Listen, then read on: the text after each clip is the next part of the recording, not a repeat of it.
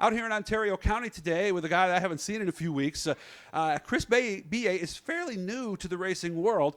Drove street stocks Canandaigua last year, knew he needed an upgrade in a couple of areas, so he did that. Got a car, got a motor that was really strong, but like a lot of people, and this will happen at every racetrack you're going to go to, every single night this year, somebody's going to either grenade a motor or hurt something bad. And Chris, well, he grenaded a motor really bad. I actually saw a connecting rod actually on the ground that came out through the pan. First of all, before we get to the specifics, how you doing, man? I'm doing good. I'm ready to race, man. Been waiting a long time and ready to get out there.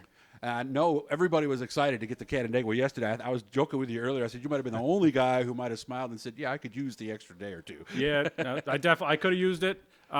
If we were racing, I could have been ready. But I'm okay with the rain out, so we can be ready to go next Saturday. What happened? I guess the connecting rod decided it didn't want to hang out at the party too long. Okay. The car ran perfect before that.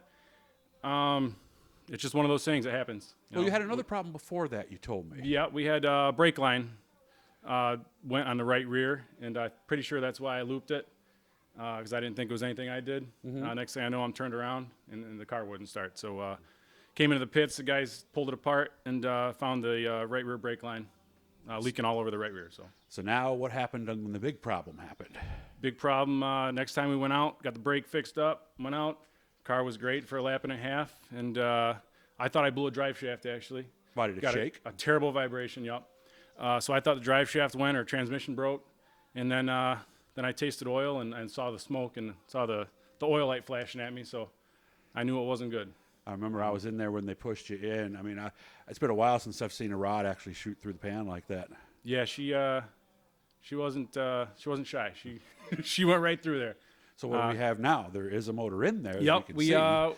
We searched around and I found a backup motor I bought off one of the racers. It's been sitting for about 2 years, so we were a little skeptical about it. But we put it in here, had good oil pressure, fired right up, and it sounds good. So I'm just glad that I was able to find one while the other one's getting fixed. Yeah, so you said you consider this one a backup motor, pretty I much? I do, yep.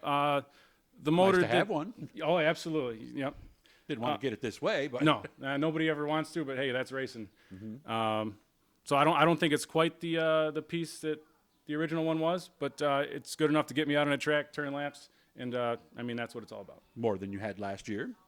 I'd say probably yeah. The one last year was more of a hobby stock motor that I ran with the street stocks because the track was 5 minutes from my house, and I didn't want to go all the way to Outlaw to run hobby stock. I get that. So that's what we did. And you said this car, really, you noticed a huge difference right away. What did you notice? Yeah, just going into the corners. The car last year was good for what it was. I mean, it was an older car, and I just couldn't trust it into the corners. This one, I can throw into the corner, and it sticks, and it turns. The other car didn't do that. Throw it harder or drive it deeper or both?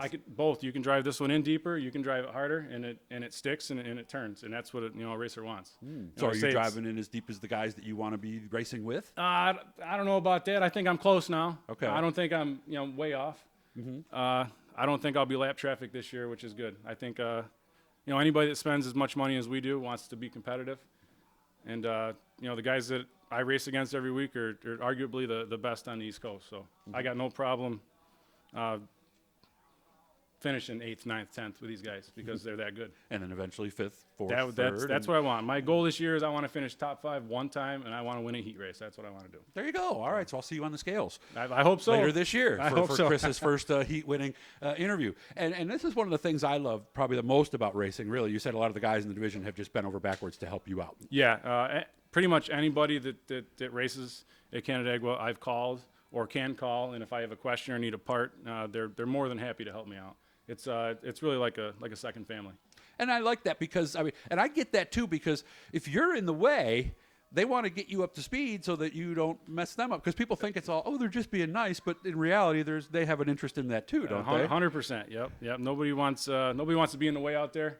And those guys, they don't want to tell me, hey, buddy, you're in the way, so they're going to help me out and get me a little faster. Yeah, they want to come up on you and go, oh, he's going to loop it. I know he is. Yeah, not that they're not shy. They'll still put the bumper to me, but hey, we're all buddies for sure. Of course, everybody tells me the night you pull up next to them and pass them, that's when the help might change, right? That's when the fun starts. Yeah, we're hoping to get there soon. Hopefully this year. But I had a friend of mine who did that. He said he went over and asked some advice to one of the guys. He said, "What? You passed me. I'm not giving you any more advice." You know? That's what it's all about, man. Growing and getting better. So hopefully we'll get there. And you came to this late, didn't you? Yeah, Racing. I'd really never been around the races until about 3 years ago. I started helping Doug Smith on his Sportsman, and like I said, I got the itch. Ended up found somebody that was willing to give me some money to start. Ended up with a car that wasn't a good car, but it was a car, enough to get out there. Had the accident. Upgraded cars to Bobby Teed's car last year. Was a lot better than what I had, and this year we got a lot better than what I had last year. So progressively getting better and getting faster. And a lot of people might say, "Well, gee, why get in it if you have an older car? You only have so much." But let's be honest, the car is just a small percentage of the things you need to have to go racing. For sure, yep. Like I never knew that I needed a big trailer and a truck that'll pull it, and all the tools that go with it, and the $400 helmet, and there's everything for racing costs $500. Yep, yep. And never thought about that when I got into it, but I know now, and we're pretty much set now. I got pretty much everything I need, and we're ready to go. Yeah, and I think a lot of people don't realize all that other stuff. No, so definitely not. No. Yeah, if you got a minivan, you're going to have to trade that in or something, to get to the racetrack. Yep, or maybe 100%. sell it to get. So what have you sacrificed to do this? A lot of family time, which nobody But your wants. shop's here at the house, so that has to be nice. That right? is at least, nice. At least you're not driving 20 miles like some people I know. Right. When we were working on the car, Jimmy Grant and those guys down there, that's where I worked on it.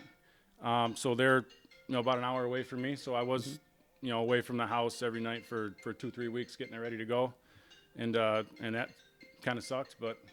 It's something you got to do if you want to race. Mm-hmm. If you're the one who's calling Chris now, he'll call you right back. So don't worry about that.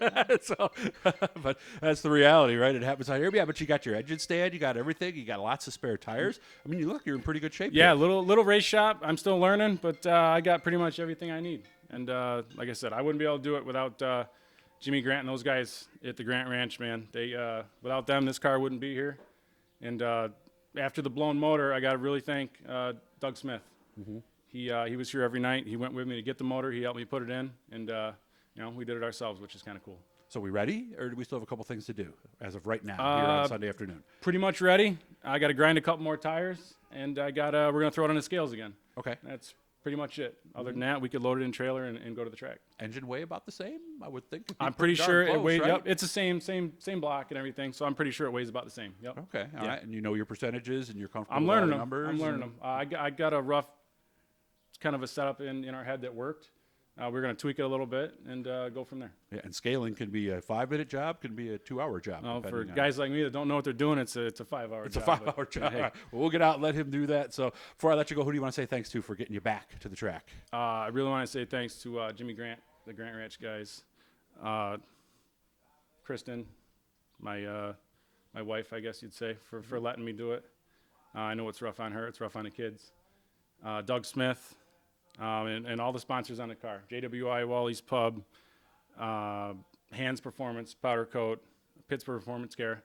Those guys are great. Without them, I wouldn't be able to do it. Wish you all the best. I'll see you at the track this Saturday, man. Thank you, sir. Come on out. It's going to be the 5th try for the Land of Legends Raceway opener. You're getting it's on Monday or Tuesday or somewhere right around there. So come on out and watch Chris and all his friends and all the great racing. And, of course, you can watch for free. Log on, landoflegendsraceway.com.